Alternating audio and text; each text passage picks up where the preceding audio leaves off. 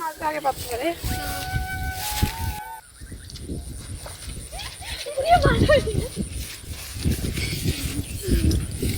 ও মা, এখন তো ছোট হয়। দেখতে হবে, বড়তে পারিস না তাই না, বড়টা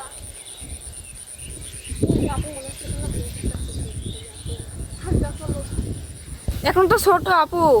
হয় কি করবো, দেখো তো দু একটা বড় থাকে তাহলে আমরা। আপু থাকছো, আরেকদিন এসে পারবো না, এখনো বড় হয়নি কিছু না। আরেকদিন এসে পারলেই আমরা একটু ভালোভাবে খেতে পারবো না।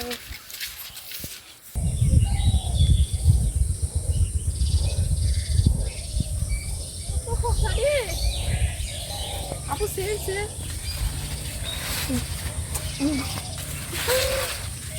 এই দেখ আপু,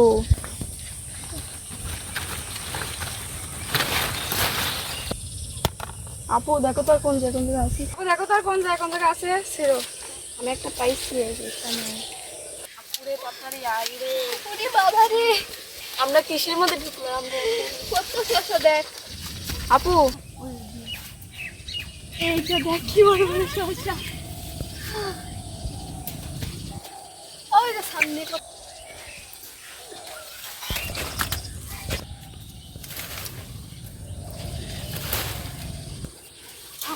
না। চলো চল আপু, এই হবে না, চলো কম দিয়ে বাড়াবো। আই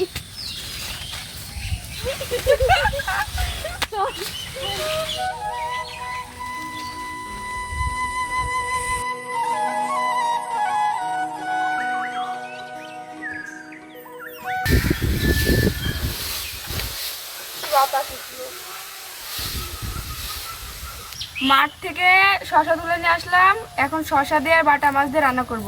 কিভাবে রান্না করবো আপনারা ভিডিওটা দেখতে থাকুন। এমন রেসিপি কে কে বাড়িতে বানায় খেয়েছেন কমেন্টে জানাবেন। এখন আমি মাছগুলো কেটে নেব আর আপু শসাগুলো কেটে নেবে।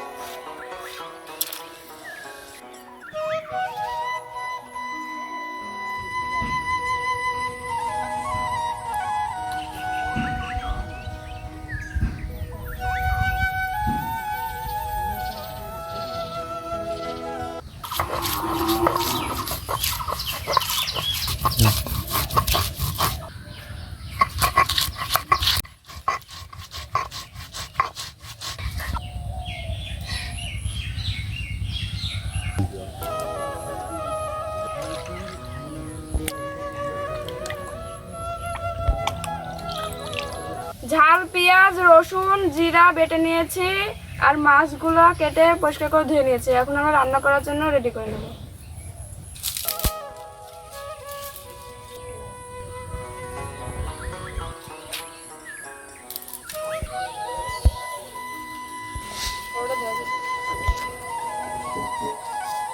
এবার আমি মাছগুলো লবণ হলুদে মাখিয়ে নেব।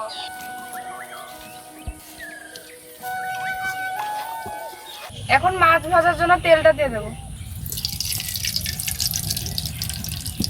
তেল তেতে গেছে, এবার মাছগুলো দিয়ে দেবো।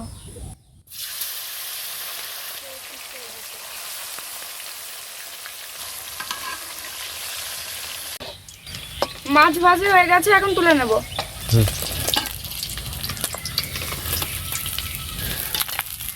এবার মশলা দিয়ে দেব।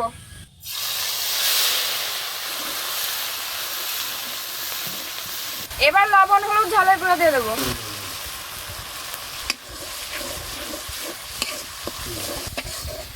এবার তরকারিগুলো দিয়ে দেবো।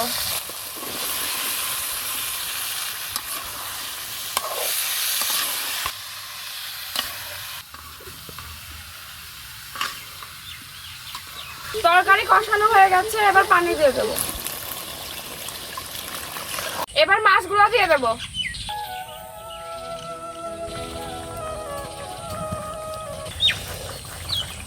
আপু তরকারিটা মানে সেই হবে না, না খাই তো না খাই বলছিস।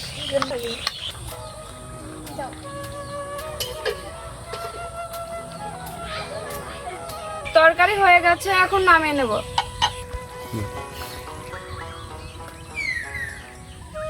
এবার আমরা খেয়ে দেখবো কেমন হয়েছে।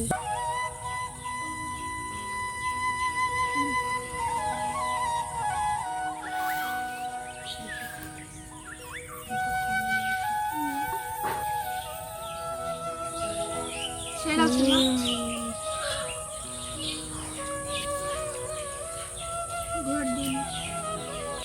আজকে রান্নাটা খুব সুন্দর হচ্ছে, তাই না আপু?